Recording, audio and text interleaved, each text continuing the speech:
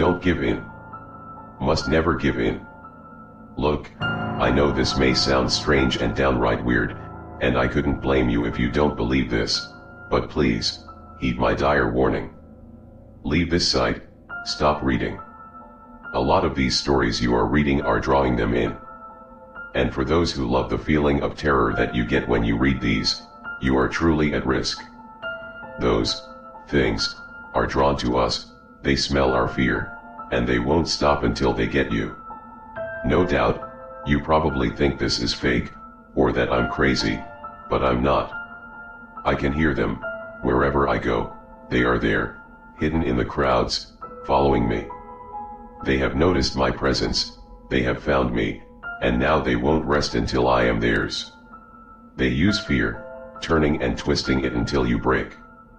But they will never break me. They will never get me, not now, not when I'm dead. I will not become their play toy. You can avoid them though, if they have yet to find you, you still have a chance. Leave this site, for the love of God, leave. If you are still reading, no doubt you want me to elaborate as to what it is that I am talking about. They are nothing, yet everything, inner representations of all you fear. And they will stop at nothing until they have you. I know I will never beat them, but I can at least stop them from getting more victims. This all started for me about a month ago. Now, my memory is a bit foggy, due to lack of sleep, but I will do my best to tell you what happened to me, and the things I have experienced, so that you can avoid them, or if it is too late, know how to tell if you are being followed. I had just gotten home. It was a Friday, I think, and I was bored. I lived alone, having just gone through a nasty divorce, and was staying in a one-room apartment.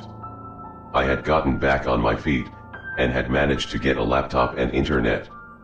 Now, I was a big fan of creepypastas, and other scary tales. I watched horror movies, played horror games on my computer, you name it.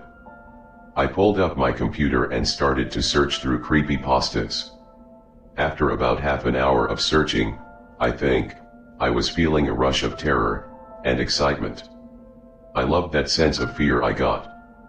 I started to get hungry, so I got up and went to my kitchen, to notice that it had started to storm. Thinking nothing of it, I made a sandwich and went back to my room. Shortly after I sat down, the power went off, much to my disappointment. I figured I would just have to wait. So I ate my sandwich and sat in my chair. Of course, after all that reading, I was feeling a heightened sense of paranoia and couldn't shake off this feeling of dread. Though it was understandable, considering the power outage caused by the storm. I made sure to keep candles in my house though, so I just pulled one out and lit it. And I regret doing so. When the candle flickered to life, there, in front of me was this thing. It's hard to describe its appearance, but I will try. Its frame was similar to that of a human, but its legs were so long, its skin was pale white, its arms, if you could call them that, were longer than his legs, with clawed fingers. It was hunched over, and staring at me. Its eyes were pitch black, like a dark abyss, but its mouth. It grinned at me, or something that looked like a grin, and what I saw were rows upon rows of shark-like teeth. I closed my eyes, and upon opening them, it was gone. At first, I thought it was my mind playing tricks on me, and tried to calm down, but I couldn't shake it off, this presence. I felt like I was being watched. To my relief, the power came back on. I barely got any sleep that night, that thing's image burned in my mind. Finally, day came, and I got ready for work, the previous night almost forgotten. As I stepped out the door, the feeling of being watched came back to me, and I looked all around me. Unable to find anything, I made my way to the bus stop and waited for the bus, and was soon accompanied by my neighbor, Sydney. I turned to greet her, but all words dried up in my mouth. Beside her was the creature from the night before. I tried to tell her of it, but she didn't seem to see it. I ran home, and locked the doors. I made my way to my room and pulled out my Walther P99, loaded the clip, and waited. It didn't take long before I heard it scratch at my door. I inched over to it and opened it, gun ready to fire. And as soon as I did, it was gone. I went online and decided to try to see if anyone knew of this thing. I went onto 4chan, which I frequented, and started a thread about it. Most of the comments I got were insults, but this one person seemed to know of this. He sent me his email and we started talking. He didn't know too much, but it was slightly comforting to have someone to discuss this with. Apparently, he had been seeing this thing for a while now, and even saw more than one at a time. As we continued talking, he told me they were called Aerias Tantibus, which according to him, was Latin for towering nightmare. No doubt due to its height and the fear it instills. We eventually started to talk via Skype, and soon became pretty good friends. We even found that we both liked scary stuff. Then he told me of when they started appearing. It was similar to what happened to me. He was reading creepypastas, the power went out, and they appeared. I told him how it started for me, and he went silent for a couple of minutes. Eventually, he began to speak again. He said that he may have a theory as to what causes them to appear. His theory was that it only happened when the person was feeling great fear, but he wasn't sure.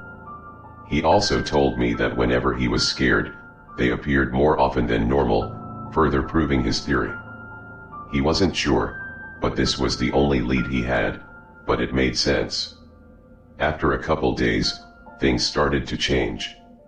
He started talking about how they killed his brother, and how he was next.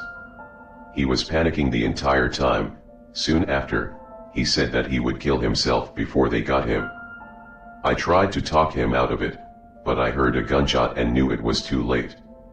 After this incident, I refused to leave my house, staying locked away in my room, until I got a phone call from Sydney.